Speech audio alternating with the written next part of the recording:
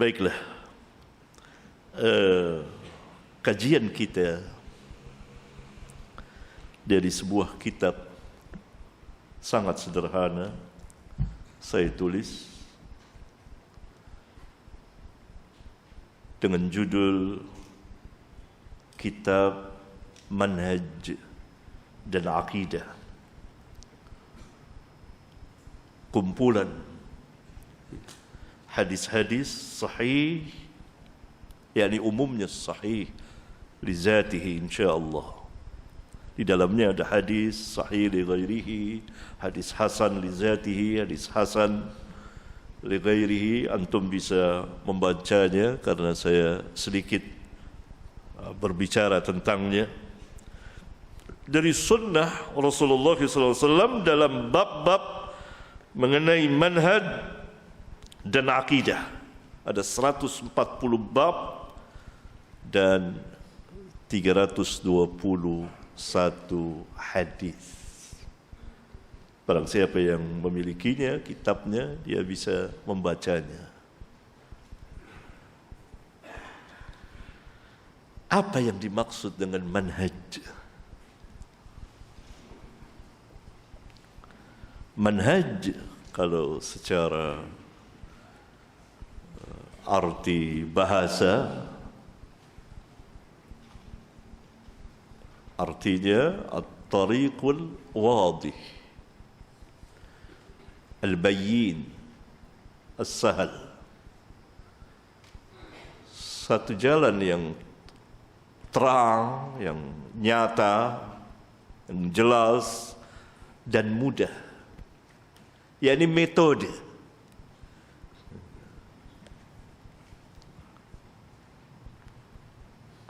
Cara dan sikap.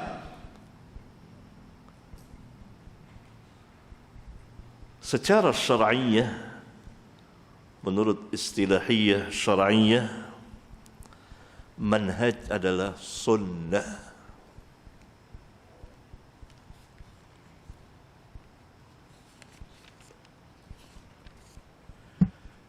Yakni sunnah Rasulullah sallallahu alaihi wasallam yang kemudian diterapkan, dipraktekkan, diamalkan dan didakwakan oleh para sahabat.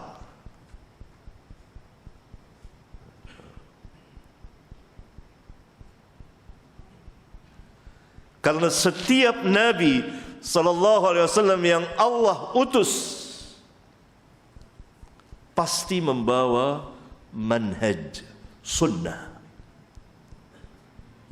Tidak dapat tidak. Musa ada manhajnya, ada sunnahnya. Demikian juga Isa dan nabi-nabi yang sebelumnya.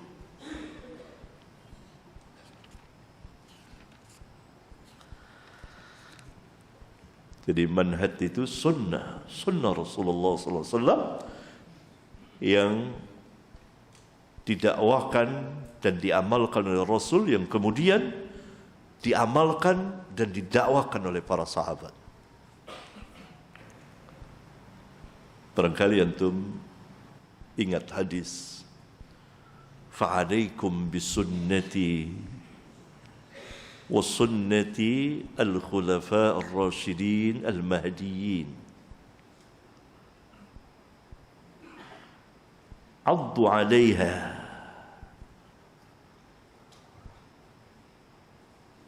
hendaklah kamu berpegang dengan sunnahku dan sunnahnya al-khulafa ar-rasyidin. Peganglah ia. Menunjukkan tidak ada dua sunnah, satu sunnah. Karena Nabi SAW tidak bersabda addu alaihim, tidak. Peganglah ia satu. Karena yang diamalkan, dipraktekkan dan didakwakan oleh al-khulafa ar-rasyidin serta para sahabat secara keseluruhan adalah sunnah Rasulullah sallallahu alaihi wasallam. Ad-dalil tentang manhaj itu,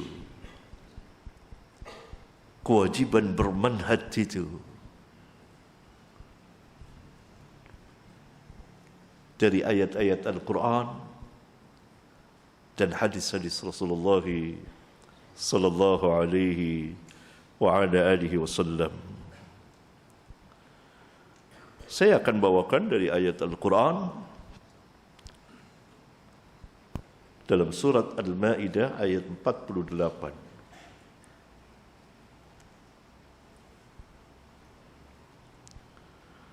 Wa anzalna ilaikal kitaba bil haqqi, dan kami turunkan kepadamu Al-Kitab, yakni Al-Quran, dengan benar dan membawa kebenaran. Musaddiqan lima baina yadayhi minal kitabi. Yang Al-Quran itu membenarkan kitab-kitab yang sebelumnya, yang ada di hadapannya, dari kitab Taurat dan Injil. Kitab Taurat, ada kitab Taurat turunkan kepada Musa, dan kitab Zabur diturunkan kepada Daud, dan kitab Injil diturunkan kepada Isa alaihi wassalatu wassalam.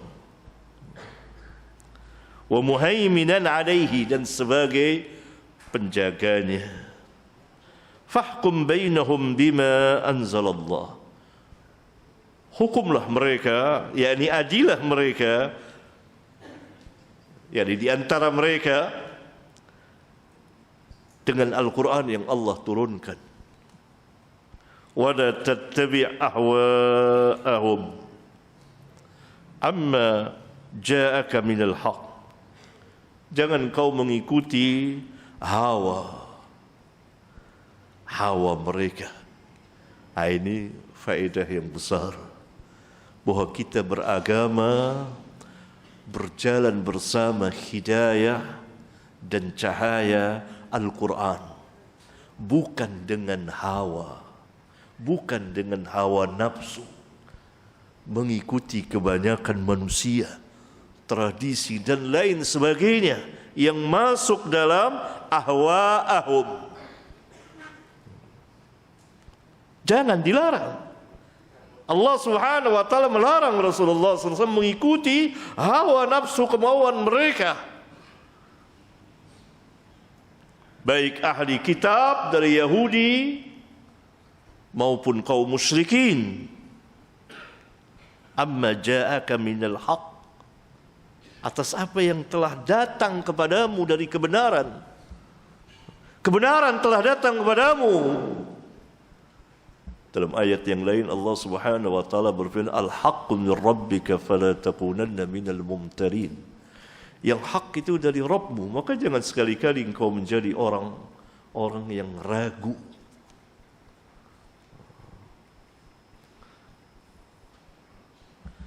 Baru kemudian Allah Subhanahu wa taala berfirman, likullin ja'alna minkum syir'atan wa minhaja.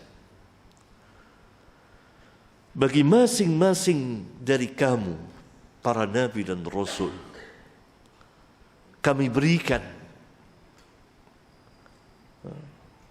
kepada kamu. Jadi bagi masing-masing dari kamu kami berikan syir'atan wa minhajan. Syariat dan manhaj, yaitu sunnah. Abdullah bin Abbas radhiyallahu anhu menafsirkan syir'atan wa minhajan dengan sabilan wa sunnatan. Ini diriwayatkan oleh Al-Imam Ibnu Jarir At-Tabari di tafsirnya, tafsir dengan sanad. Karena setiap riwayat itu harus ada sanadnya. Kalau tidak ada sanadnya dikatakan la asla lahu, enggak ada asal usulnya. Dan ini kekhususan umat ini. Syir'atan wa minhajan. Nah ini. Jadi pembicaraan mengenai manhaj itu berdasarkan nas Al-Quran dan kesatuan di dalam agama. Karena Nabi dan Rasul yang Allah utus itu mempunyai manhaj. Likullin ja'alna minkum syir'atan. Bagi masing-masing kamu kami berikan syir'atan wa minhajan. Musa bersama umatnya ada syariatnya dalam kitab Taurat, dan ada sunnahnya Musa, manhajnya Musa yang wajib diikuti oleh umatnya sampai Nabi yang terakhir, Nabi Muhammad alaihi wassalatu wassalam. Syariat yang Allah berikan, Allah turunkan lengkap. Al-yawma akmaltu lakum dinakum wa atmamtu alaikum ni'mati wa raditu lakumul Islam dinah. Pada hari ini telah kesempurnakan bagimu agamamu dan telah kucukupkan nikmatku kepadamu, dan aku redha Islam sebagai agama bagimu. Jadi diutus Rasulullah sallallahu alaihi wasallam dengan membawa syariat yang lengkap, yang sempurna, merupakan sebesar-besar nikmat Allah tabaraka wa ta'ala. Yang kemudian setelah Rasulullah sallallahu alaihi wasallam wafat, maka manhajur Rasul ini didakwakan dan diamalkan oleh para sahabat radhiyallahu anhum. Terkenallah dengan manhajus sahabah. Dan Nabi sallallahu alaihi wasallam telah menetapkannya itu. Khairun nas qarni, thumma alladhina yalunahum, thumma alladhina yalunahum. Dan manhajus sahabah itu manhajur Rasul. Ini dia. Dan pasti hak.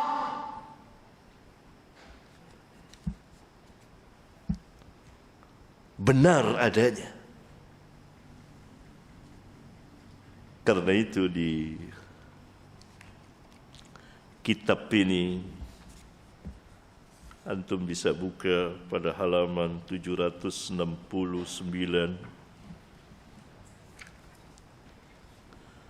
bab 121.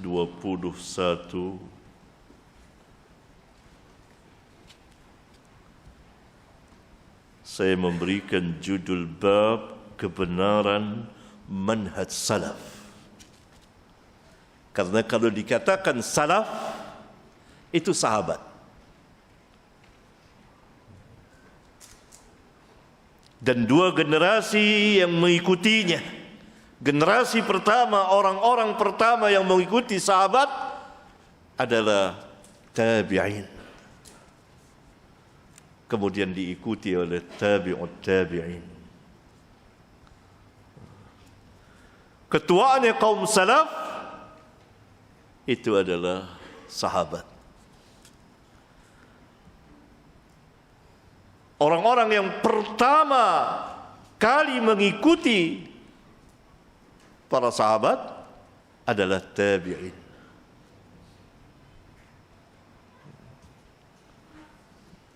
Antum bisa melihat di dalam surat At-Taubah ayat 100. والسابقون الأولون من المهاجرين والأنصار.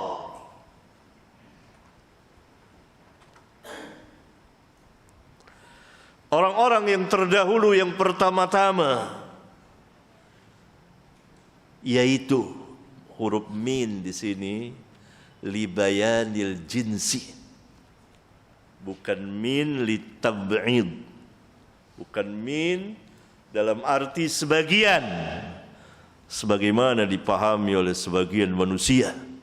Salah. Tapi huruf min di sini minal muhajirin wal ansar li bayanil jins, sebagai penjelasan siapa as-sabiqun al-awwalun, yaitu al-muhajirin wal ansar. Sama seperti ayat innal ladzina kafaru min ahlil kitab wal musyrikina fi nari jahannam khalidina fiha ulaika hum syarrul bariyah. Innal ladzina kafaru min, tidak bisa terjemahannya di antaranya min li bayanil jinsi. Siapa orang-orang yang kafir itu? Yaitu ahlul kitab wal musyrikin dan seterusnya.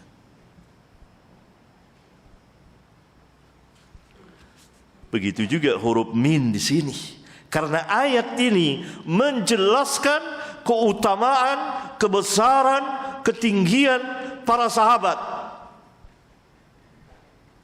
Seluruh para sahabat al-muhajirin wal ansar. Jadi huruf minnya bukan huruf artinya sebagian. Tidak. Kalau kita terjemahkan bahasa Indonesia mungkin yaitu penjelasan untuk penjelasan dari jenis siapa ini as-sabiqun al-awwalun, yaitu al-muhajirin wal ansar.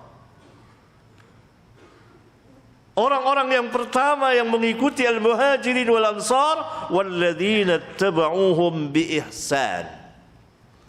Orang-orang yang mengikuti mereka dan orang-orang yang mengikuti mereka. Mereka di sini tentu al-muhajirin wal ansar radhiyallahu anhum. Allah meridai mereka, wa radu'an, dan mereka pun redha kepada Allah. وَعَدَّ لَهُمْ جَنَّاتٍ تَجْرِي تَحْتَهَا الْأَنْهَارُ خَالِدِينَ فِيهَا أَبَدًا ذَلِكَ الْفَوْزُ الْعَظِيمُ. Allah sediakan untuk mereka surga-surga, menunjukkan bahwa jannah telah ada sekarang, telah diciptakan jauh sebelum Allah menciptakan manusia. Demikian juga an-nar, jahannam, yang mengalir di bawahnya sungai-sungai dan mereka kekal di dalamnya abadan, selama-lamanya. Dzalikal fawzul azim, itu kemenangan yang besar. Ya. Berarti nama as-salaf merupakan kemuliaan dan menyandarkan diri kepada kaum salaf itu merupakan kemuliaan. Karena itu kita harus menjaganya benar. Orang-orang yang mengikuti mereka kaum salaf dinamakan salafi. Itu bukan nama yang aib, yang cacat, bukan nama yang buruk, tapi nama yang mulia. Maka hendaklah kita menjaga dan memeliharanya. Karena kita menyandarkan sesuatu kepada generasi yang Allah sebut di sini. Generasi yang besar.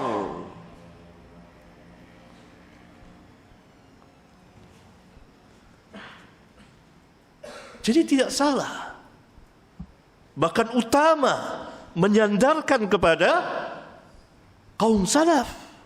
Ini ayatnya. Kita bukan kaum salaf, tapi kita menyandarkan, menisbahkan,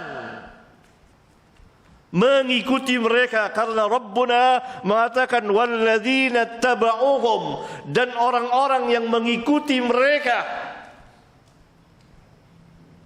dari zaman ke zaman, di timur dan di barat bumi, dari orang-orang awam sampai orang-orang alim, hingga hari kiamat. Semoga rahmat Allah tercurah kepada mereka.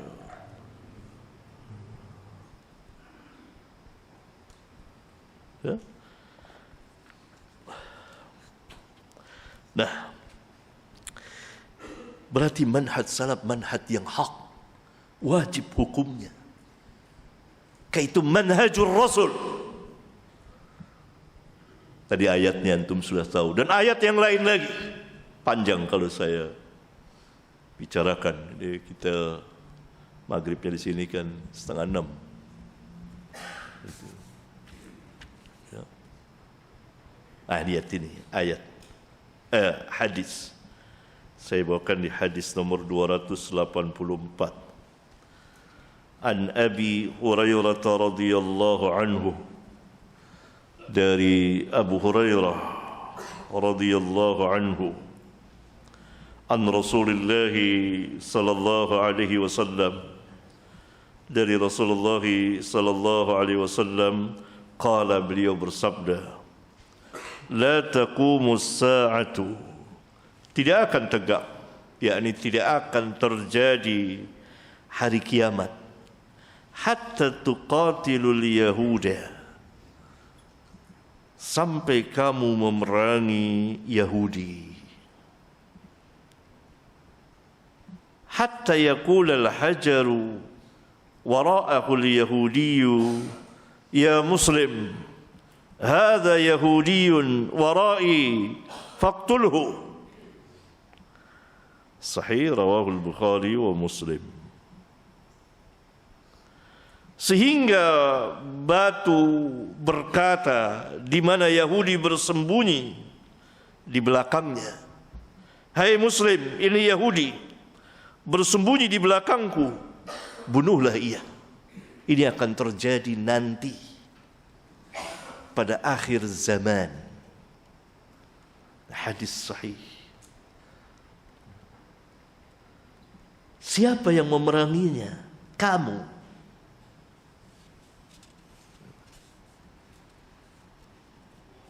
Rasulullah SAW berfirman, tuqatilu, kamu. Pada zaman sahabat, pada zaman Rasulullah SAW, terjadi perang dengan Yahudi. Yahudi dikepung ketika berkhianat di perang Ahzab, dan sebelumnya Bani Nadir dan Bani Qaynuqa diusir oleh Rasulullah SAW. Sekarang berkhianat juga. Begitulah selalu Yahudi. Selesai perang Ahzab, beliau memerintahkan, dan beliau diperintah oleh Jibril, dan tentu Jibril diperintah oleh Allah Tabaraka wa Ta'ala untuk ke Bani Quraidah dan mengepung mereka.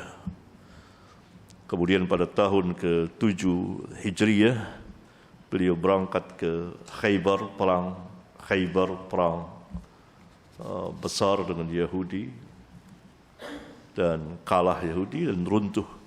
Tetapi apakah batu dan pohon-pohon berbicara? Tidak. Belum terjadi batu-batu dan pohon-pohon dan segala sesuatu berbicara, yakni Yahudi tidak punya tempat bersembunyi lagi. Itu maksudnya.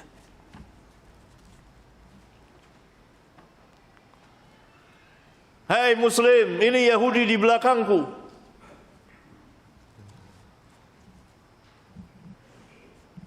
Nabi SAW mengatakan kamu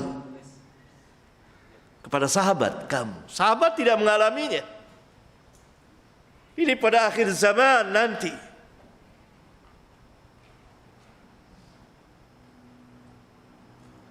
Lalu siapa yang Nabi katakan kamu ini?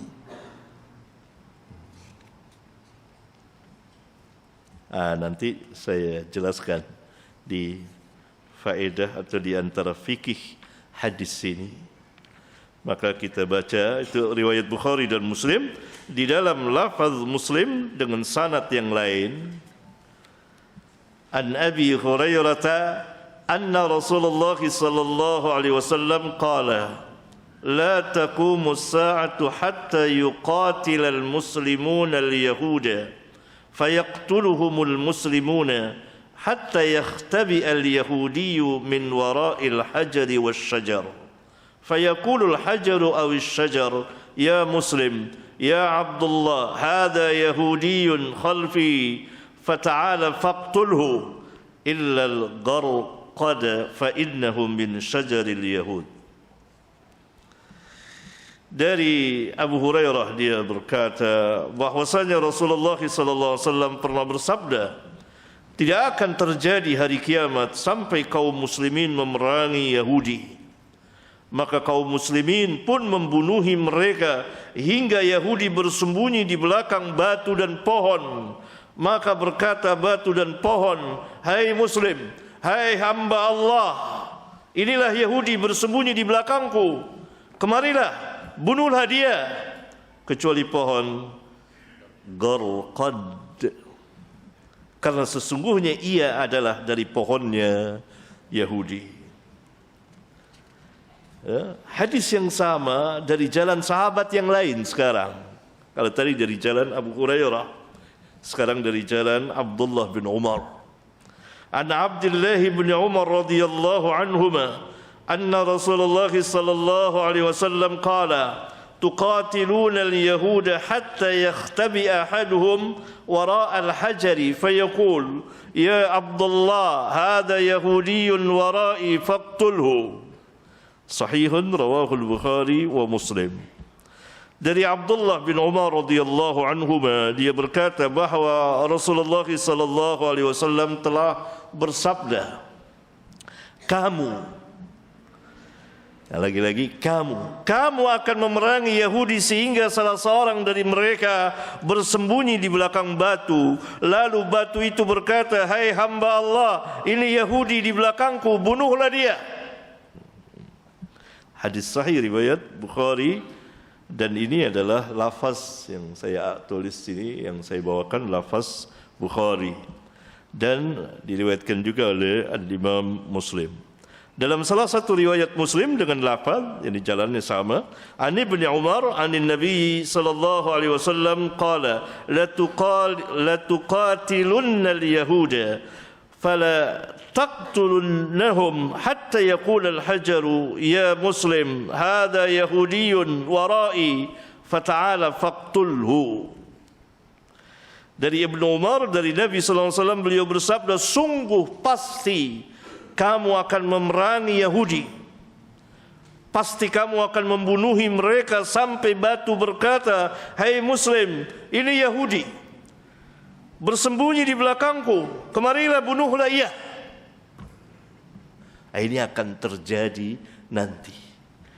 Di antara fikih hadis ini, sesuatu yang sudah pasti kita ketahui dan kita yakini, bahwa peperangan di antara para sahabat radhiyallahu anhum dengan orang-orang Yahudi seperti perang Khaybar tidak sampai menjadikan batu dan pohon berbicara, hai muslim, hai hamba Allah, ini Yahudi bersembunyi di belakangku, kemarilah, bunuhlah ia. Maka taulah kita dengan ilmu yakin, bahkan hakul yakin, bahwa yang dimaksud oleh Nabi sallallahu alaihi wasallam dengan kamu di sini, kamu akan memerangi Yahudi, kamu akan memerangi Yahudi, adalah umat beliau yang akan datang, yang semanhat dan seakidah dengan para sahabat radhiyallahu anhum. Karena itu Nabi sallallahu alaihi wasallam mengatakan kamu, ditujukan kepada para sahabat. Sedangkan para sahabat tidak mengalaminya, berarti umat Islam yang akan datang agamanya sama dengan sahabat, yakni manhajnya, akidahnya, perjalanannya mengikuti manhaj para sahabat radhiyallahu anhum jami'an. Ini menunjukkan kebenaran manhaj. Dengan demikian menunjukkan keagungan dan kebenaran manhaj salaf, yaitu manhaj para sahabat radhiyallahu anhum. Tetapi hadis ini tidak membuat kita berpangku tangan, bermalas-malasan, berputus asa, menunggu nanti saja orang Islam akan memerangi Yahudi. Tidak. Karena Nabi SAW tidak mengatakan bahwa kamu hanya nanti saja akan memerangi Yahudi. Tidak, Nabi SAW sendiri memerangi Yahudi.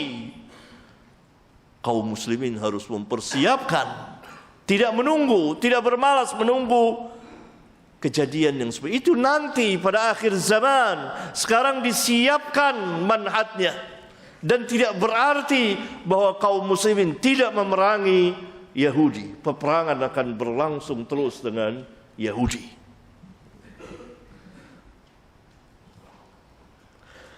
Di sini saya bawakan untuk menjelaskan keagungan dan kebenaran manhaj para sahabat ridwanullah alaihim jami'an.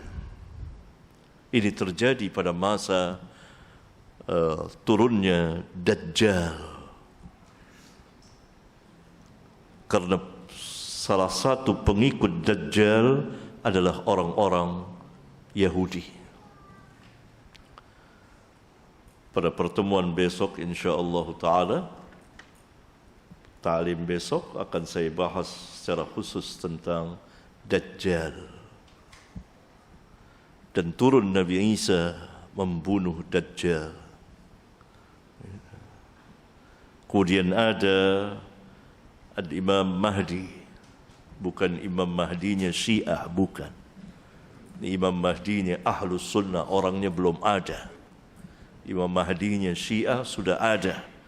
Kemudian pada tahun 200-an masuk ke gua, tidak pernah keluar lagi. 1000 tahun lamanya lebih.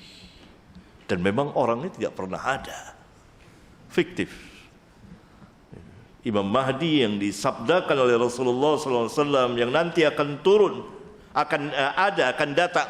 Nabi Isa yang akan turun alaihi salatu wassalam di Syam, di Damaskus, ketika akan solat, tidak salah solat subuh. Dia mempersilahkan Nabi Isa untuk jadi imam. Tapi Nabi Isa bilang, tidak, antum menjadi imam, umat ini sebagiannya jadi imam bagi sebagian yang lainnya untuk kemuliaan umat ini. Di sini saya bawakan di kitab ini. Maka Imam Mahdi yang menjadi imam. Setelah itu Nabi Isa mengejar Dajjal dan membunuhnya di pintu yang namanya pintu Lud. Kata ulama, hadis tentang turunnya Isa, kejayaan kaum muslimin, turunnya datangnya Mahdi dan kaum muslimin memerangi Dajjal bersama Isa, memerangi pengikutnya Dajjal, di antaranya orang-orang Yahudi ini. Jangan sampai membuat kita putus asa, menunggu-nunggu dan berangan-angan. Tidak boleh. Karena Rasulullah SAW tidak pernah mengatakan bahwa kamu tidak akan menang dari Yahudi kecuali bersama Isa dan Mahdi. Tidak. Harus mempersiapkan. Tapi persiapan pertama adalah manhaj, cara beragama yang benar. Dan itu sesungguhnya yang ditakuti Yahudi. Karena Yahudi terkapar, tidak bisa berdaya sama sekali ketika berhadapan dengan para sahabat ridwanullah alaihim jami'an. Hadis ini memberikan pelajaran dan mendorong kita untuk bermanhaj.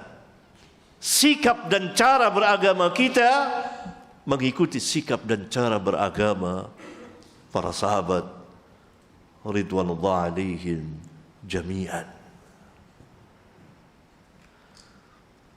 Ya, itu yang dinasihati oleh para, jangan putus asa kemudian tinggal menunggu sajalah. Tidak. Sementara Yahudi membantai, ya. Harus ada usaha dari kaum muslimin. Kan tidak menutup kemungkinan peperangan akan terjadi terus.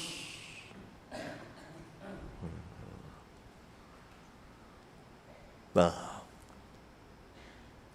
kita harus mempersiapkan secara din, agama, kekuatan manhaj, mendidik, mengajarkan, mendakwakan, mempraktekannya, mengikuti para sahabat.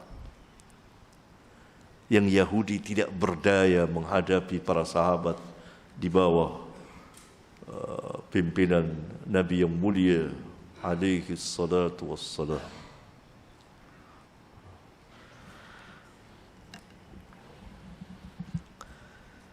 Kemudian ikhwan yang saya muliakan, itu mengenai manhaj dan akidah,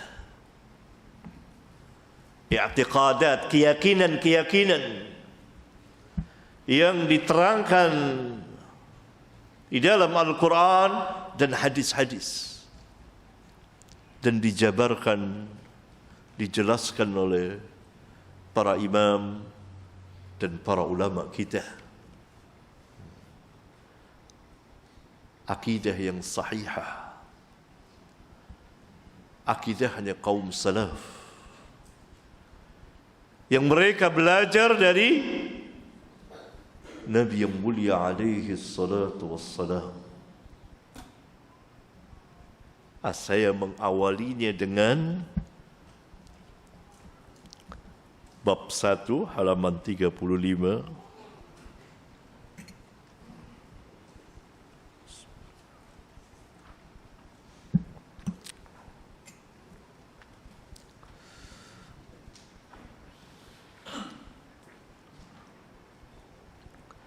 Dosa orang yang berdusta atas nama Nabi yang mulia sallallahu alaihi wasallam.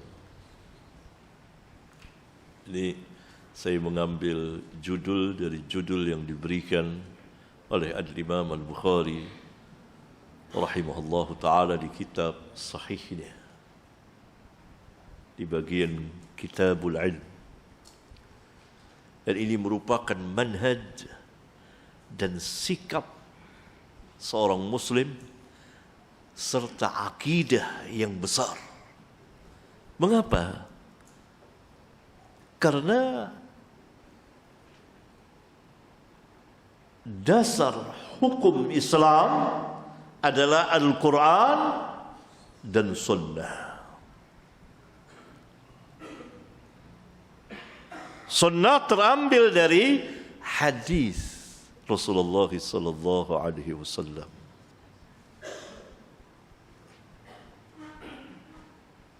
Maka berbohong atas nama Nabi yang mulia alaihi salatu wassalam dampaknya besar sekali. Karena ia akan menjadikan kebohongan itu menjadi sebuah syariat yang diikuti. Padahal ia bukan dari Nabi. Oleh sebab itu Rasulullah SAW jauh-jauh hari telah bersabda, "Man kadzaba alayya muta'ammidan falyatabawwa maq'adahu minan nar." Barang siapa yang berbohong, berdusta atasku, atas namaku dengan sengaja, maka silahkan mengambil tempat tinggalnya di neraka.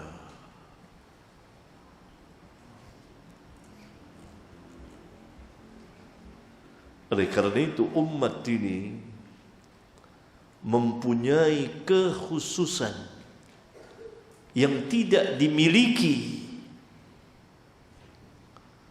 oleh umat-umat yang sebelum umat Rasulullah sallallahu alaihi wasallam. Yaitu apa? Al-isnad.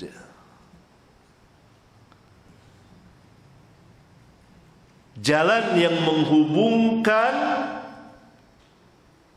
kepada matan, isi dari ucapan. fulan dari fulan, fulan dari fulan, fulan dari fulan. Umat yang dahulu tidak punya. Umat ini punya. Dari Nabi sallallahu alaihi wasallam, Nabi bersabda, diriwayatkan oleh sahabat, kemudian sahabat meriwayatkan kepada tabi'in dan seterusnya sampai dicatat. Atau dari pencatat kitab-kitab hadis seperti Bukhari, dari siapa, dari gurunya, gurunya dari gurunya dan seterusnya, itu diperiksa benar atau tidak jalannya riwayat itu, orangnya bagaimana. Ini manhaj dan akidah yang besar sekali. Karena kalau tidak akan bercampur di dalam agama ini sesuatu yang tidak datang dari Rasulullah SAW. Ini berbahaya. Di hadis ke-8, ya, Rasulullah SAW menegaskan, inna kadhiban alayya laisa kadhibin ala ahadin. Faman kadzaba alayya muta'ammidan falyatabawa maq'adahu minan nar. Sesungguhnya berdusta atas namaku tidaklah sama dengan berdusta kepada orang lain. Karena berdusta kepada orang lain tidak menimbulkan bahaya yang sangat besar. Ada bahaya kalau itu fitnah dan lain sebagainya. Berdusta kepada orang lain tidak menjadikan sebagai sebuah syariat yang diikuti sepanjang zaman, tidak. Kalau bahaya, ya. Kalau itu berkaitan dengan tuduhan dan lain sebagainya, itu bisa berbahaya, bisa terjadi kekacauan antara satu dengan yang lainnya. Tapi tidak menjadikan sebagai sebuah syariat yang diikuti sepanjang zaman. Oleh karena itu Rasulullah SAW bersabda, inna kadhiban alayya laysa kakadhibin ala ahadin. Berbohong atas namaku tidak sama dengan berbohong pada orang lain. Maka para ulama dari zaman ke zaman telah memeriksa hadis-hadis yang palsu. Dan ini yang merusak agama. Timbulnya berbagai macam ajaran, salah satunya lewat hadis-hadis palsu ini, yang bukan sabda Rasulullah sallallahu alaihi wasallam. Berarti yang jadi sunnah Rasulullah SAW dari hadis-hadis yang telah sah, yang dinyatakan kesahannya pertama oleh orang yang ahlinya, para imam dan para ulama, para muhaddis yang memang ahlinya di dalam hadis. Tidak boleh orang yang bukan ahlinya masuk ke dalam pembicaraan hadis, sama sekali tidak boleh. Yang kedua, berjalan sesuai dengan kaidah-kaidah yang telah ditetapkan di dalam ilmu hadis yang telah disepakati oleh para ulama. Apabila hilang salah satu dari dua syarat itu, maka tertolak, tidak bisa diterima. Kalau datang bukan dari ahlinya, maka tidak bisa diterima. Kalau datang dari ahlinya tetapi menyelisihi, menyalahi qawaid, kaidah-kaidah yang telah dibuat, maka pun tertolak walaupun dari ahlinya. Maka ia harus beriringan, berjalan bersama dua-duanya. Kalau orang mengatakan bahwa saya tidak berbohong atas nama Rasulullah, saya tidak membuat hadis palsu, maka terkena hadis yang lain, bab kedua, dengan judul hadis masyhur tentang ancaman membawakan hadis-hadis maudhu. Itu sabda yang masyhur, sahih. Ya, saya singkat ini. Antum bisa lihat takhrijnya, riwayat Bukhari, Muslim sudah saya terangkan, yang memiliki kitabnya. Kadang-kadang saya tidak bawakan siapa periwayatnya, tidak saya sebutkan kalau di sini sudah ditulis panjang lebar seperti hadis ini. Man haddatsa anni wa fi riwayatin man rawa anni bi hadisin yura wa fi lafdhin yara annahu kadhibun fahuwa ahadul kadhibain wa fi lafdhin fahuwa ahadul kadhib wa fi fahuwa ahadul kadhibin wa fi lafdhin fahuwa ahadul kadhibain. Barang siapa yang menceritakan dariku sebuah hadis yang disangka atau dia telah mengetahuinya sesungguhnya hadis itu palsu, lalu dia tetap membawakannya, maka dia termasuk salah seorang dari para pendusta. Dalam lafaz yang lain, maka dia termasuk salah seorang dari dua pendusta. Hadis riwayat Muslim dan lain-lain. Terkena berbohong atas nama Nabi sallallahu alaihi wasallam, membuat perkataan yang tidak diucapkan oleh Nabi sallallahu alaihi wasallam kemudian disampaikan atas nama Rasulullah sallallahu alaihi wasallam, terkena hadis-hadis yang bab pertama. Dan kalau kita tidak berbohong tapi kita membawakan hadis-hadis yang tidak jelas, belum diketahui sah dan tidaknya, kemudian kita membawakan dan apalagi tidak diketahui riwayat siapa ini, maka kita akan terkena hadis yang kedua. Dan juga kata ulama, terkena hadis yang pertama. Tidak boleh serampangan di dalam membawakan riwayat hadis, harus jelas hadisnya riwayat siapa, siapa yang menyatakan sah, ahlinya atau bukan. Kalau kita tidak tahu, jangan bawakan. Apalagi kita membawakan hadis-hadis palsu, bukan untuk dijelaskan kepalsuannya agar manusia mengetahuinya. Kita akan terkena hadis tadi. Barang siapa yang menceritakan dariku sebuah hadis yang telah diketahui kepalsuannya, baik oleh dia maupun orang lain. Kenapa dia terkena? Karena dia tidak bertanya. Obat kebodohan adalah bertanya. Ulama membuat kaidah al-ilmu qabla al-qaul wal-amal. Ilmu sebelum berbicara dan berbuat. Nah, atas dasar inilah memelihara sunnah Nabi dan berpegang dengan sunnah yang sahihah, hadis yang telah sah, tegak manhaj salaf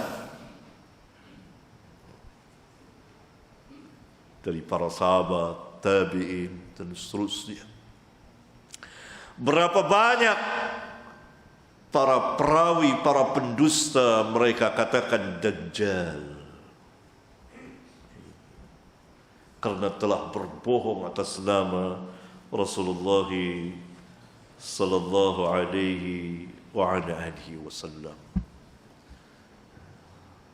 Sehingga apa faedahnya? Sunnah itu benar-benar sah umumnya. Jika dia bertanya, kan ulama hadis juga berselisih. Dinisbahkan kesepakatan mereka, lebih banyak yang mereka sepakati daripada yang mereka perselisihkan. Dan perselisihan itu beragam.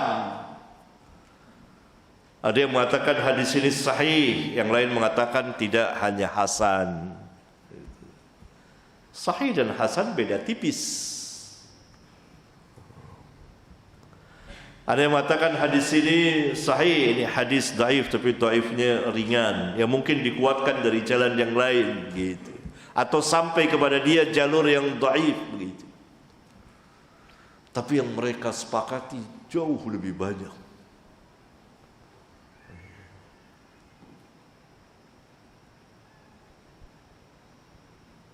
Dan yang mereka nyatakan ini hadis-hadis palsu. Ini manhaj yang besar sekali. Pelajaran bagi kita apabila kita tegak ingin mengikuti kaum salaf, maka tidak boleh kita serampangan dalam riwayat hadis. Apalagi ngambil di media-media sosial yang tidak diketahui keahliannya seseorang. Harus dirujuk kepada ahlinya.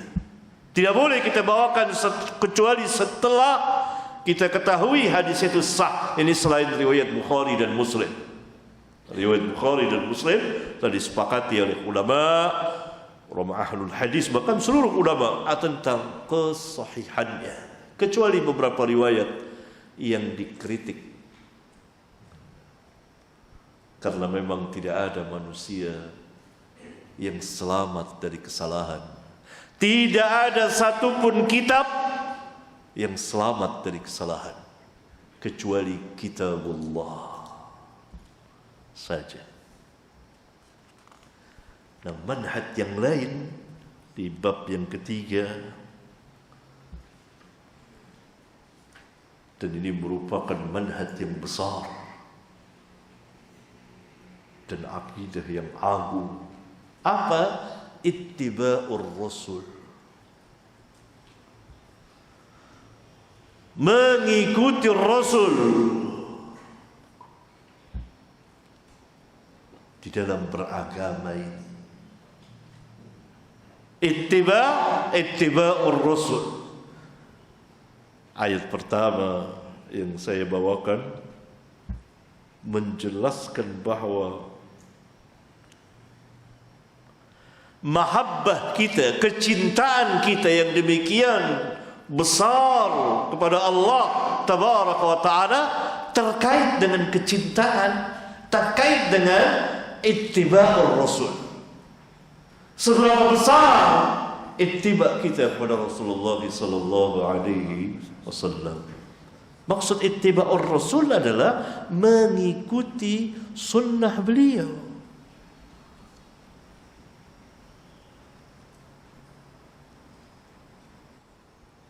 Perhatikan ayatnya. Qul in kuntum tuhibbunallah fattabi'uni yuhibbukumullah wa yaghfir lakum dzunubakum wallahu ghafurur rahim. Katakanlah, yakni Allah Subhanahu wa taala memerintahkan hambanya dan rasul yang mulia sallallahu alaihi wasallam untuk mengatakan kepada manusia. Jadi ayat ini menunjukkan ayat imtihan, ayat ujian, sebagaimana dikatakan oleh sebagian dari kaum salaf bahwa ayat ini merupakan ayat ujian. Ujian bagi setiap orang yang mengaku cinta kepada Allah tetapi tidak beriman kepada Rasulullah sallallahu alaihi wasallam atau tidak ittiba'ur Rasul. Maka pengakuannya adalah dusta. Oh. Sebentar saya selesaikan.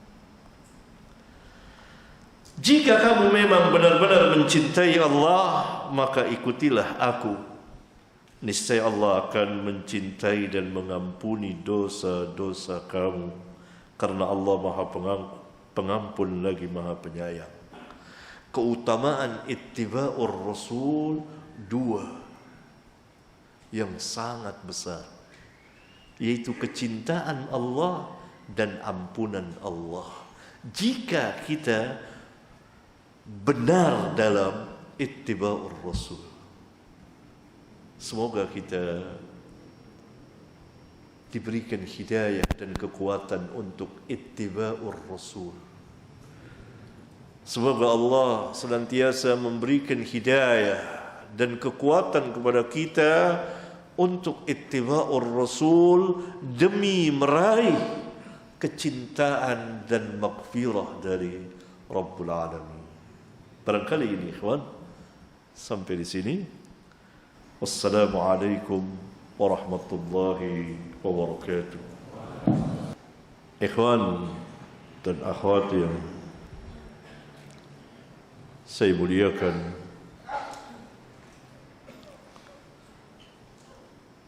kita lanjutkan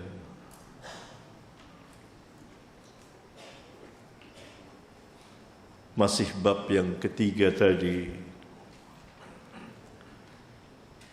mengenai ittiba'ur rasul.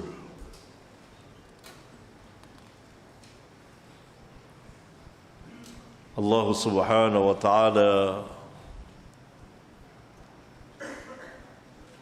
mengulang-ulang di dalam kitabnya yang mulia tentang ittiba'ur rasul dan mentaatinya.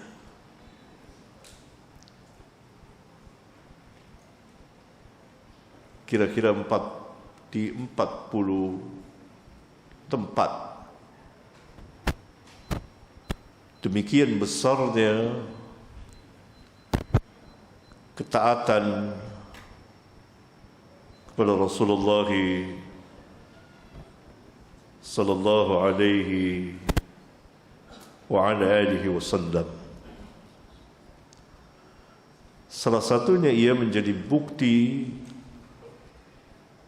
cintanya seorang hamba kepada Rabbnya dengan seberapa besar dia mengikuti Rasulullah sallallahu alaihi wasallam. Qul in kuntum tuhibbunallah, katakan jika kamu memang benar-benar mencintai Allah. Jadi syaratkan huruf in syartiyah. Maka pembuktiannya adalah fattabi'uni, maka ikutilah aku, yakni ikutilah Rasulullah sallallahu alaihi wa ala alihi wasallam.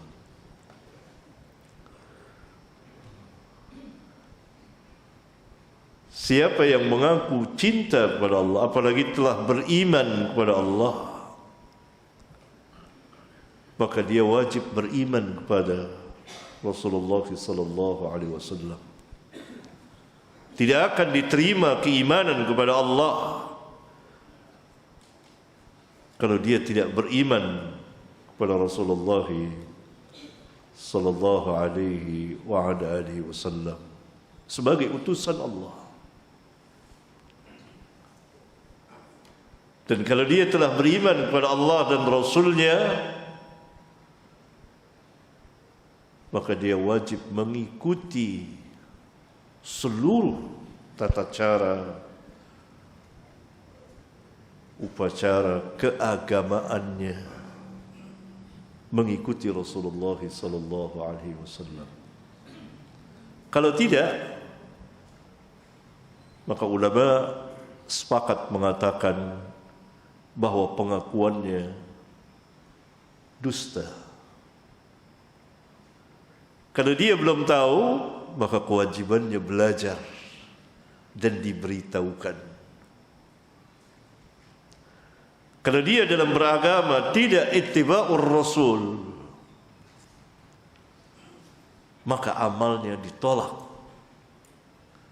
amalnya tidak diterima. Kalau dia belum mengetahui, maka dia tidak berdosa, tetapi amalnya tetap ditolak. Kalau dia telah mengetahui, maka dia berdosa dan amalnya ditolak. Ini sepakat para ulama. Tidak ada perselisihan di antara mereka.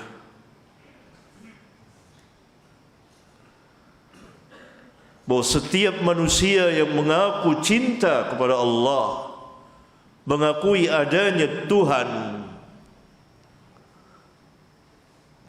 yang Esa, tetapi tidak beriman kepada Rasulullah sallallahu alaihi wasallam, maka pengakuannya dusta. Karena keimanan kepada Allah wahdah, yang Esa, yang satu, diiringi dengan keimanan kepada Rasulullah sallallahu alaihi wasallam, sebagaimana hadis sahih yang dikeluarkan oleh Imam Al-Bukhari di dalam bagian Kitabul Iman dari kitab sahihnya. Rasulullah sallallahu alaihi wasallam bertanya kepada kaum, tahukah kamu apakah keimanan kepada Allah yang Esa? Beliau menjelaskan bahwa keimanan kepada Allah yang Esa dan beriman kepada Allah dan beriman kepada bersaksi, bersyahadat kepada Allah dan bersyahadat kepada Rasulullah sallallahu alaihi wa ala alihi wasallam. Maka ayat yang mulia ini besar sekali, meliputi seluruh manusia dan jin.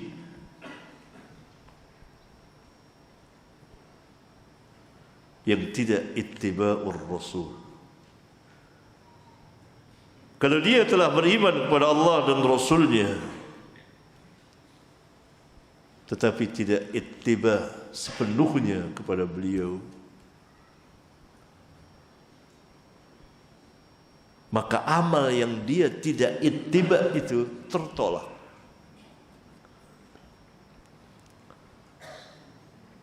Karena amal di dalam Islam harus berjalan dengan keikhlasan kepada Allah dan ittiba'ur Rasul.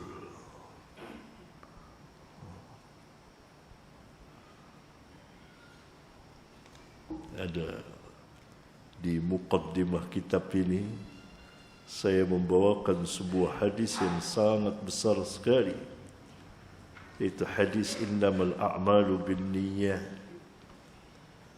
wa innamal likulli imri'in ma nawa faman kanat hijratuhu ila Allah wa ila rasulih fahijratuhu ila Allah wa ila rasulih faman wa fi riwayatin waman kanat hijratuhu ila dunya yusibuha aw imra'atin yankihuha fahijratuhu ila ma hajara ilaihi. Ya ayuhan nas, hai manusia, sesungguhnya segala amal itu dengan niat. Niat itu tempatnya di hati, karena maksudnya artinya adalah al-qasdu, menyengaja mengerjakan sesuatu perbuatan dengan ilmu, dengan tahu. Kalau saudara dari rumah ke masjid sini untuk hadir di majelis ta'lim ini, tentukan saudara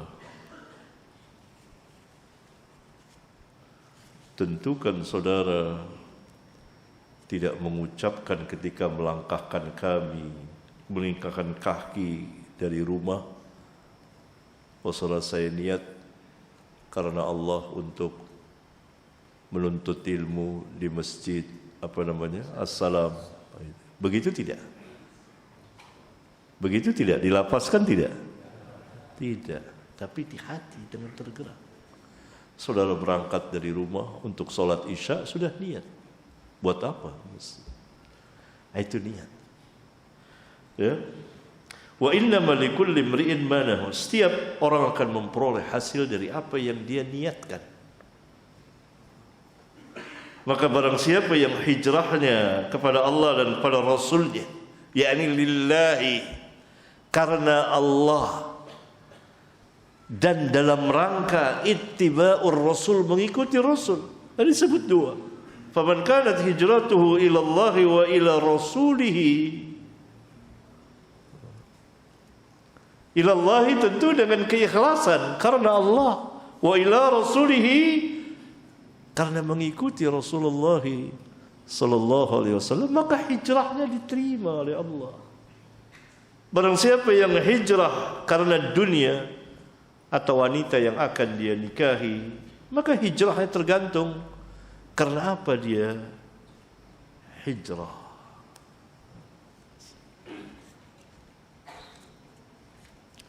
Kemudian ada sebuah hadis panjang di mana Rasulullah sallallahu alaihi wasallam pernah bersabda, "Walladzi nafsu Muhammadin,"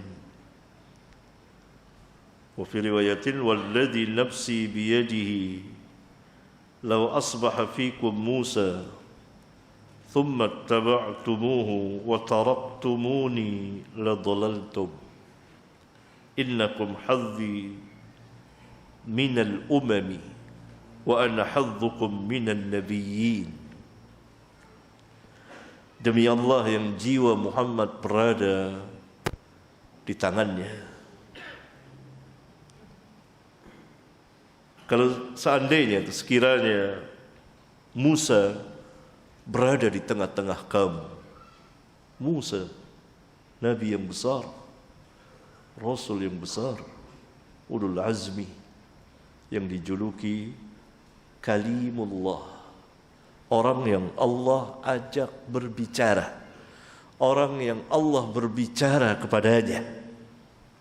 Kalau kita berbicara kepada Allah setiap hari bermunajah, kullukum munajin, kata Nabi sallallahu alaihi wasallam dalam hadis sahih riwayat Imam Abu Daud, masing-masing kamu berbisik, berbicara kepada Rabbnya. Ya? Nah, ini Musa mendengar suara Allah. Suara Allah didengar langsung oleh Musa.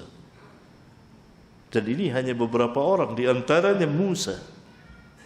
Allah berfirman diulang-ulang dalam Al-Quran tentang kisah Musa. Ya Musa innani anallah. Hai Musa, sesungguhnya aku ini Allah. Maka dijuluki Musa Kalimullah, orang yang Allah berbicara kepadanya. Kalau Musa yang demikian besarnya dan umatnya terbanyak dari para nabi yang lain selain umat ini, selain umat Rasulullah SAW, berada di tengah-tengah kita. Kemudian kita mengikuti Musa, sunnahnya Musa kita ikuti, manhajnya Musa kita ikuti. Musa ini Nabi yang azimah, Nabi yang agung, Nabi yang besar, alaihi salatu wassalam. Kita ikuti, wa taraktumuni, dan kamu meninggalkan aku, meninggalkan Rasulullah SAW, la dhalaltum, pasti kamu akan tersesat. Mengapa? Beliau mengatakan, innakum hadzi minal umam, sesungguhnya kamu bagianku dari umat-umat, yakni yang sebelum kamu, yakni kamu adalah umatku. Maka wajib bagi kamu mengikutiku, bukan mengikuti Musa. Wa ana hadzukum minan nabiyyin, dan aku adalah bagian kamu dari para nabi yang sebelumnya. Yakni aku nabi kamu,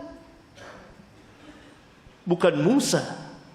Nabi kamu adalah aku, maka ikutilah aku. Itu Musa. Bagaimana kalau yang kita ikuti manhajnya, sikap dan cara beragama selain Musa? Tentu lebih tersesat. Perhatikan sabda yang agung ini. Ini manhaj. Alangkah besarnya ittiba'ur Rasul itu. Maka kita harus berusaha. Ini perjuangan jihad sepanjang hayat kita. Ittiba'ur Rasul ini sama dengan kita jihad mengikhlaskan diri dalam beribadah kepada Allah. Karena ini syarat diterimanya amal. Apabila hilang salah satu dari dua syarat yang besar ini, maka sia-sia amal kita. Oleh karena itu kita harus benar-benar mengetahui dan memahami. Karena memang hakikat ilmu itu paham.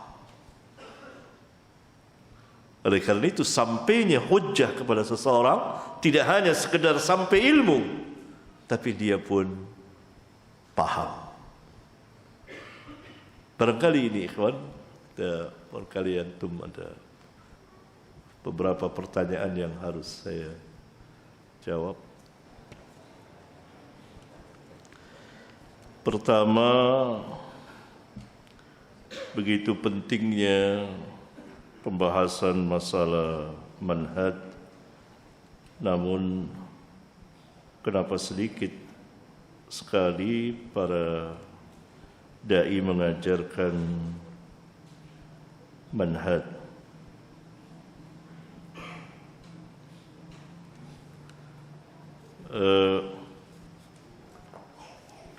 Tentu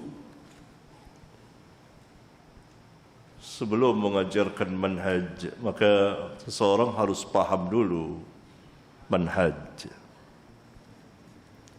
Dia memahami dengan baik. Dan manhaj sahabat itu secara keseluruhan mengetahui manhaj para sahabat itu secara keseluruhan, yakni Islam itu yang didakwakan oleh para sahabat apa? Islam, dinul Islam.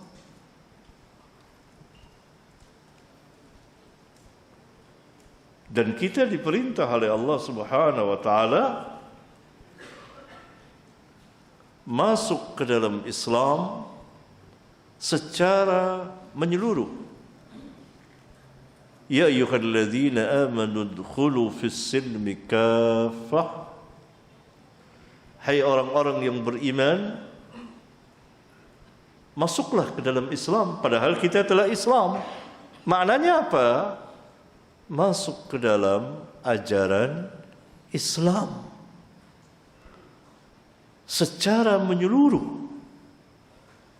Wala tattabi'u khutuwatis syaitan. Jangan kamu mengikuti perintah-perintah syaitan. Yang diantara perintah-perintah syaitan mencampurkan antara yang hak dengan yang batil. Memasukkan ajaran-ajaran, keyakinan-keyakinan, perkataan-perkataan, perbuatan-perbuatan atas nama dinul Islam, agama Islam yang bukan dari Islam.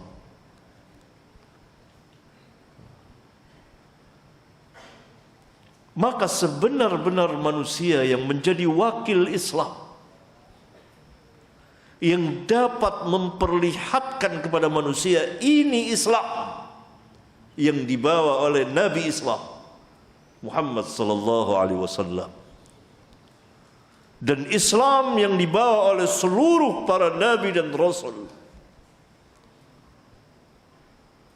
adalah para sahabat.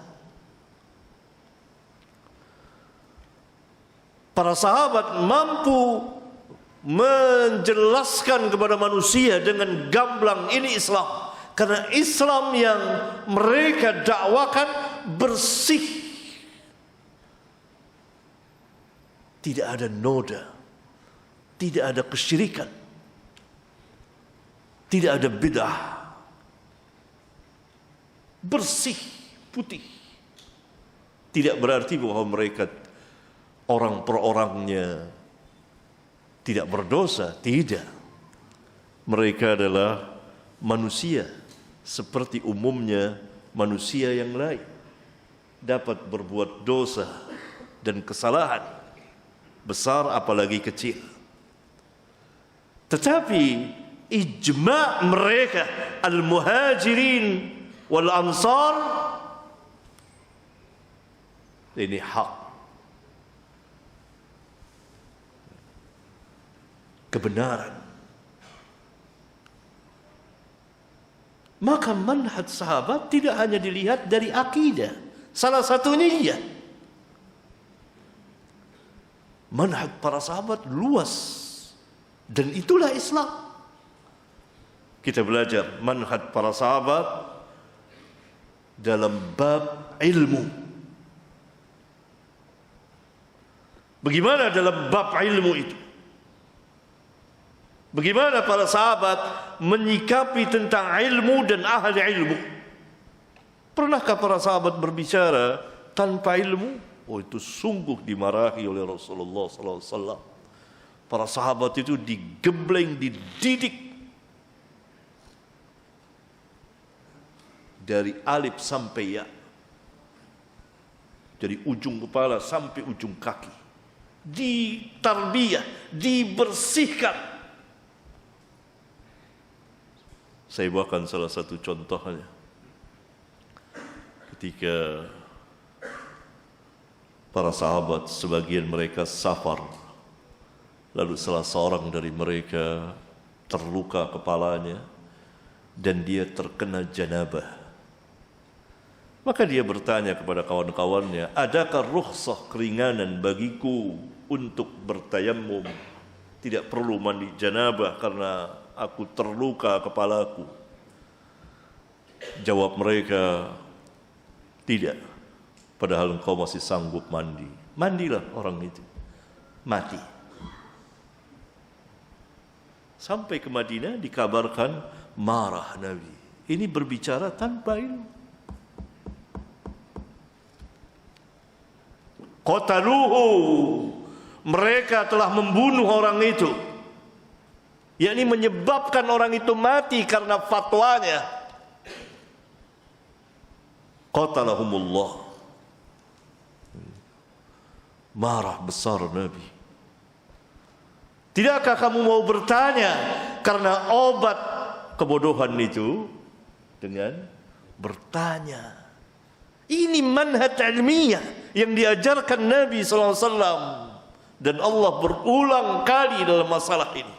Karena Islam tegak dengan ilmu. Wala taqfu ma laysa laka bihi ilm. Jangan kau katakan sesuatu yang kau tidak memiliki ilmu. Disuruh rujuk kepada ahli ilmu. Fas'alu ahla dzikrin kuntum la ta'lamun.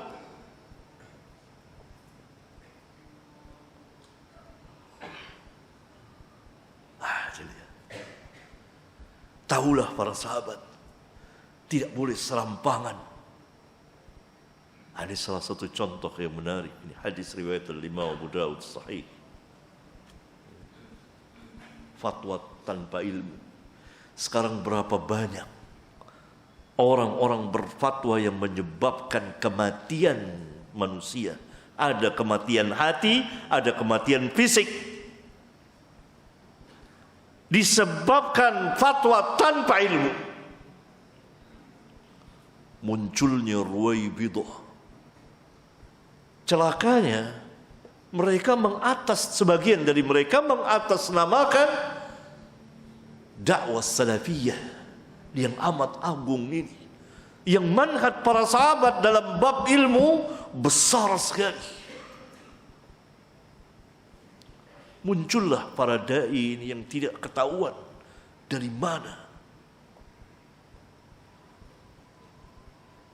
Siapa yang mentazkiyah mereka? Siapa yang menyatakan mereka berilmu? Tampil di medsos, di mana. Ini musibah, ikhwan, akhwat. Dan dihadiri banyak, ikhwan. Menasabkan kepada manhaj yang agung ini. Ini baru satu manhaj para sahabat, ini asas. Dia berbicara tentang manhaj para sahabat. Ini di sini kita berbicara kewajiban mengikuti manhaj para sahabat. Itu kewajibannya. Kita belum lagi belajar bagaimana manhaj ilmiah para sahabat, bagaimana manhaj para sahabat dalam bab akidah, bagaimana manhaj para sahabat dalam bab ibadah, dan seterusnya, adab, akhlak, siasah, politik, dan seterusnya. Secara keseluruhan. Karena Islam din yang berbicara mengenai hajat dan kebutuhan manusia, memenuhi seluruh hajat manusia untuk kemaslahatan umat manusia. Tidak akan berbahagia manusia bagi dunia dan akhirat mereka kecuali dengan sebab Islam. Tidak akan mulia kaum muslimin kalau mereka tidak menjadikan kemuliaannya itu dengan sebab adanya Islam.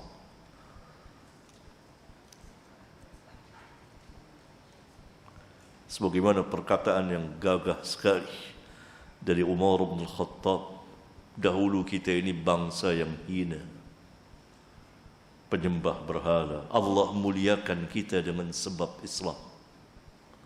Dan kita tidak akan mencari kemuliaan selain dari Islam. Itu sikap seorang muslim. Itu perkataan Umar bin Sahih itu. Jadi manhaj para sahabat luas sekali. Karena itu ada sebagian dai mungkin dia belum paham. Mungkin perhatiannya tidak terlalu serius terhadap manhaj. Padahal manhaj asas beriringan. Syir'atan wa minhajan. Ini juga ada pertanyaan, apa manhaj, apa minhaj? Sama, manhaj dan minhaj.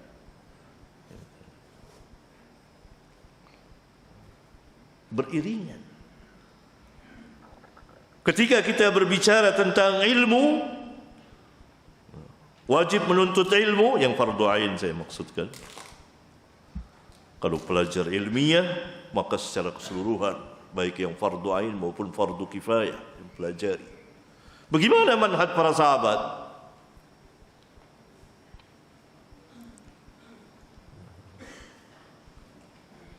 Itu diterangkan dalam hadis-hadis, dalam riwayat, dalam al-athar.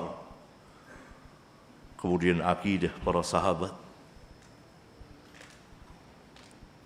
Pernah para sahabat ada mengatakan Allah di mana-mana?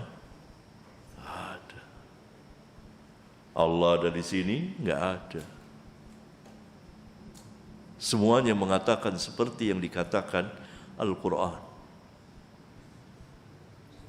Hatta orang yang paling rendah di antara mereka, seorang budak perempuan yang tentu saja jarang duduk di majelis Rasulullah sallallahu alaihi wasallam, pengembala kambing. Ketika ditanya oleh Rasulullah sallallahu alaihi wasallam, "Aina Allah?" Serentak dia menjawab, "Fis sama." Berjalan sesuai dengan fitrah yang ada padanya.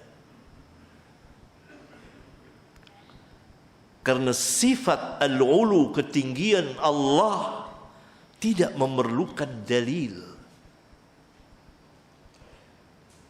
Karena Allah telah memfitrahkan pada setiap manusia, bahkan hewan, mengetahui Rabbnya di atas.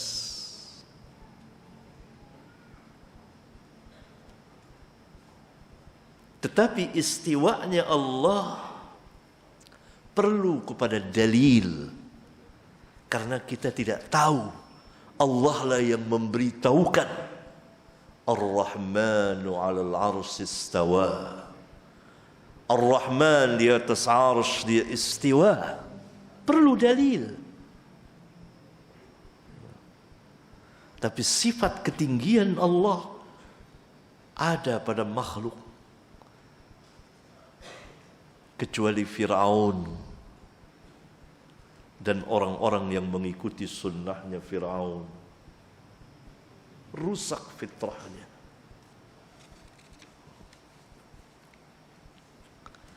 Jadi luas.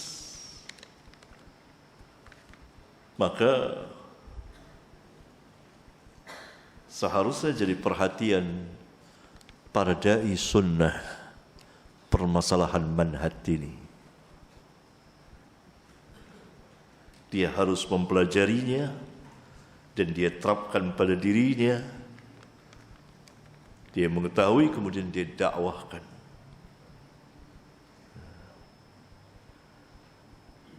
Karena syir'atan wa minhajan beriringan.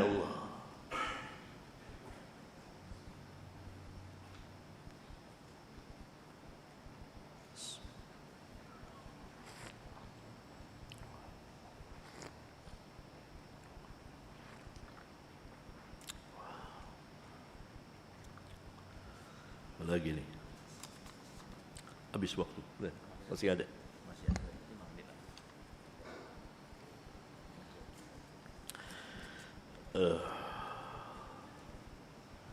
Ustaz, kenapa Rasulullah tidak dijuluki Kalimullah kali ya?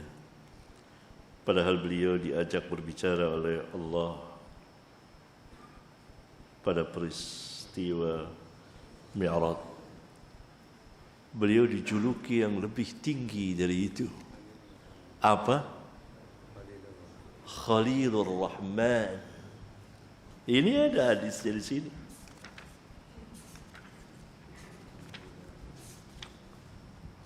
Di bab kelima. Coba buka.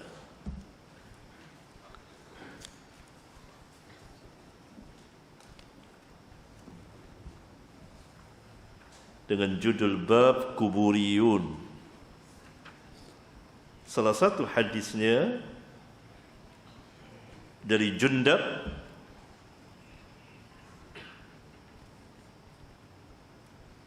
qala sami'tu an-nabiy sallallahu alaihi wasallam qabla an yamuta bi khamsin wa huwa yaqul. Jundab atau Jundub, boleh dalnya fathah atau dhammah. Dia berkata, aku pernah mendengar Nabi sallallahu alaihi wasallam bersabda 5 hari sebelum beliau wafat. 5 hari sebelum beliau wafat. Inni abra'u ila Allahi an yakuna li minkum khalil.